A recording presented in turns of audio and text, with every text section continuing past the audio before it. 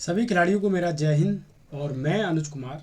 तो आज की वीडियो में डिस्कस करने वाले हैं वर्टेब्रल कॉलम।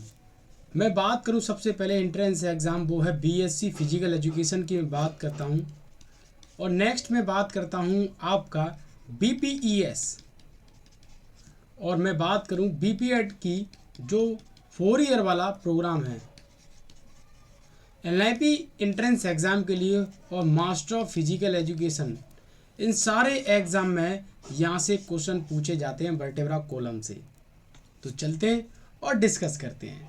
यह वीडियो आपको हिंदी इंग्लिश दोनों लैंग्वेज में मिलेगा। तो बात करते हैं वर्टेब्रा कॉलम आखिर में है क्या चीज़। The vertebra column also known as backbone. The backbone, इसको हम बैकबोन के नाम से भी जानते हैं और स्पाइन के नाम से भी जानते हैं। बेसिक क्वेश्चन है, सब लोगों को पता है, बट आगे मैं आपको ऐसे क्वेश्चन बताने वाला हूँ। Vertebra column is a part of axial skeleton system. जब मैं स्केलेटन सिस्टम को पढ़ता हूँ एनाटॉमी में, तो हमारे 2 टाइप्स के हमारे ग्रुप हैं, एक्सियल स्केलेटन सिस्टम और अपेंडिकुलर सिस्टम, जिसकी हम बात करते हैं। वो स्केलेटन सिस्टम के पार्ट हैं। स्केलेटन सिस्टम को मैं 2 पार्ट्स में डिवाइड करता हूँ, नंबर 1 एक्सियल और नंबर 2 अपेंडिकुलर। ये बहुत बार एग्जाम में क्वेश्चन पूछा जाता है। अब हमारा जो वर्टेब्रा कॉलम है वो एक्सियल का पार्ट है। दी वर्टेब्रा कॉलम प्रेजेंट 2 कर्व। अब कर्व क्या होता है? Curve, primary curve and secondary curve. अब मैं बात करूं हमारी स्पाइनल कॉर्ड में या वर्टेब्रा कॉलम में 2 टाइप्स के कर्व देखने को मिलते हैं। कर्व मतलब आर्क देखने को मिलती है। अब उन आर्क का एक अपने आप में बहुत बड़ा रोल है, मूवमेंट्स में, फंक्शन में, फंडामेंटल मूवमेंट्स में, ये भी मैं आपको बताऊंगा। And movements of the vertebra column, हमारा जो वर्टेब्रा कॉलम है आप उसको सिंपल भाषा में स्पाइनल कॉर्ड बोल सकते हैं, समझने के लिए रीढ़ की हड्डी बोल सकते हैं कि हमारी रीढ़ की हड्डी में कितने टाइप्स के मूवमेंट्स देखने को मिलते हैं। तो नंबर 1 या हम इसको बोल सकते हैं फर्स्ट, वो है फ्लेक्शन। अब आपको पता है, एक चीज़ मैं आपको बताऊंगा, मैक्सिमम हमारी बॉडी में ऐसे मूवमेंट्स हैं जो सिर्फ सिंगल मूवमेंट्स के तौर पर इंक्लूड किए जाते हैं। अगर वहाँ फ्लेक्शन हो रहा है तो मैं बात करूँगा वहाँ पर एक्सटेंशन भी होगा। जब किसी चीज़ को आप फोल्ड कर रहे हैं तो आप उसी बैक पोजीशन में ले जाने का प्रयास करेंगे, इनिशियल पोजीशन में ले जाने का प्रयास करेंगे किसी मूवमेंट्स को जहाँ से आपने ओपन किया है। तो फ्लेक्शन होता है और एक्सटेंशन होता है। अब उसके बाद है लेटरल फ्लेक्शन। आप बोले लेटरल क्या होता है? ये तो पहली बार सुना है। लेटरल मीन्स होता है, आपको बता दूं, ये होता है आपका साइडवर्ड मूवमेंट।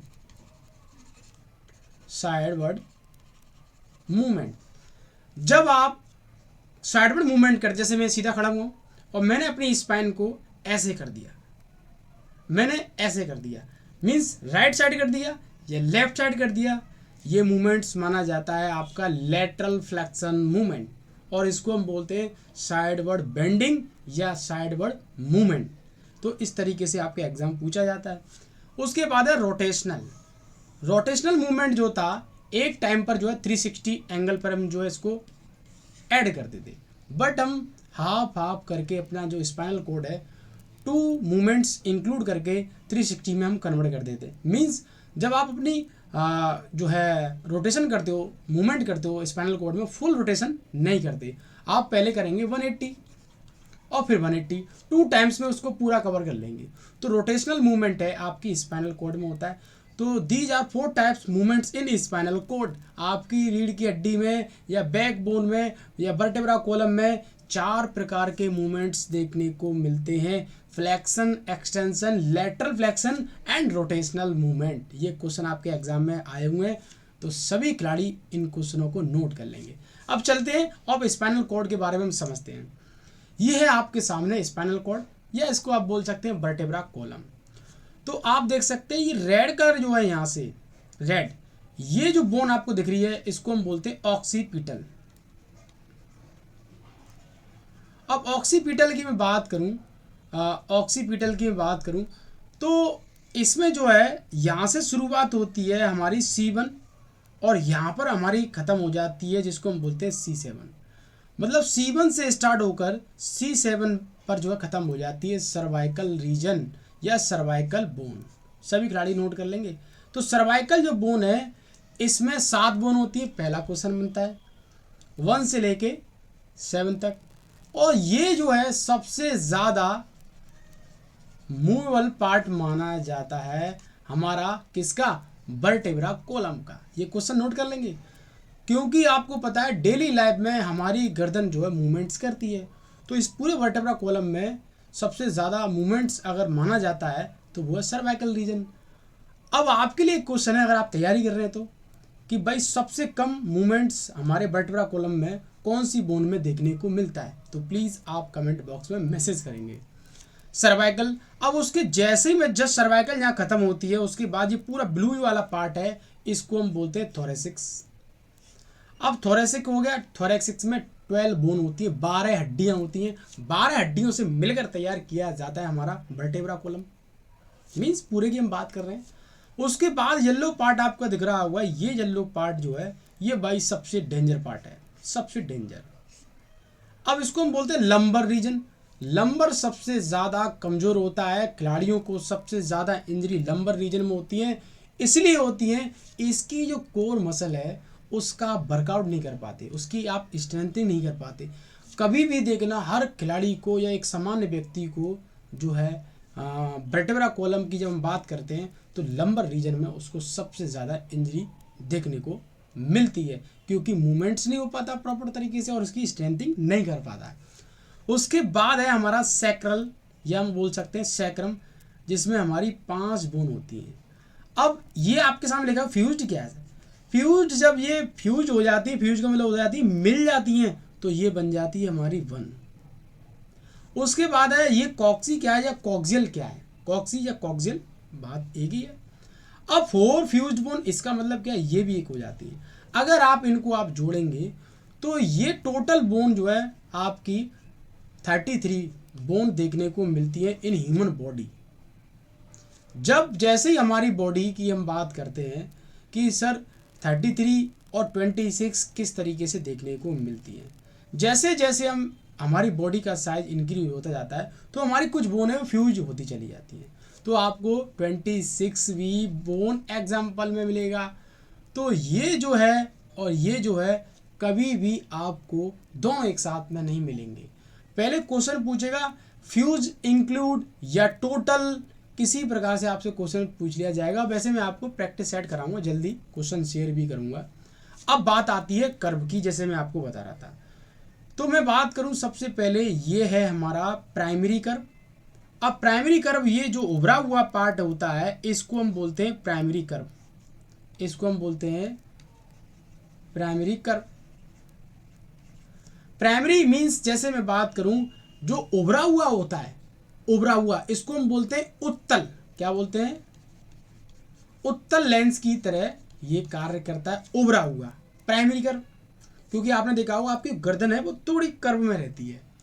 उसके बाद ये जो कर्व है आपका डाउनवर्ड में, मैं आपको सिंपल बताना चाहूँगा। जैसे कि मैंने ये कर दिया, ये कर दिया और इसको मैंने ऐसे बना दिया, तो ये उभरा हुआ पार्ट है, ये है आपका प्राइमरी। और मैंने इसको ऐसे कर दिया, ये जो गड्ढा है इसमें जो आर्क बन रही है ये है आपका सेकेंडरी। भाई ये क्वेश्चन पूछा जाता है। तो प्राइमरी कर्व में सबसे ज़्यादा मूवेबल जो बोन है हमारी वो है सर्वाइकल। और जैसे ही हम सेकेंडरी कर्व की ओर पहुंचते हैं तो हमारा जो सेकेंडरी कर्व का जो पोर्शन है वो जितनी आर्क बननी होगी वो सेकेंडरी में कर्व में आ जाएगी। तो वैसे हमारा जो प्राइमरी और सेकेंडरी कर्व है इसको हमने 4 ग्रुप में डिवाइड कर रखा है, मतलब प्राइमरी के भी 2 और सेकेंडरी के भी 2। तो इस तरीके से हम इसको 4 भी बोल सकते हैं। वैसे हमारे curve these are 2 types in spinal cord. आपके वर्टेब्रा में 2 प्रकार के कर्व देखने को मिलते हैं, प्राइमरी और सेकेंडरी। टोटल बोन के बारे में पूछेगा और फ्यूज बोन के बारे में पूछेगा। अब बात आती है टेल बोन किसे बोलते हैं, पूंछ वाली बोन किसे बोलते हैं, ये क्वेश्चन बनता है। तो लास्ट में जो आपको जो दिख रही है कॉक्सी या कॉक्सियल, इसको हम टेल बोन बोलते हैं, जो कि पहले आदि मानवों की हुआ करती थी, अब घिस घिस गई, अब खत्म हो चुकी है। तो ये क्वेश्चन आपके एग्जाम में आए हुए बनते हैं।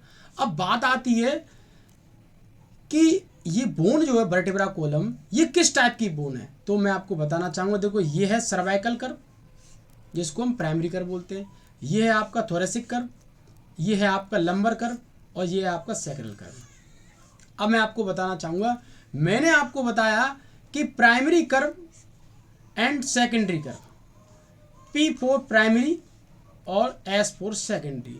तो जो उभरा हुआ है उत्तल लेंस की तरह कार्य कर रहा है वो है प्राइमरी कर्व, और जिसमें गड्ढा है आर्क है वो सेकेंडरी कर्व। आपके एग्जाम में सिंपल क्वेश्चन पूछा जाएगा, आप इजीली तरीके से पहचान लेंगे उसको।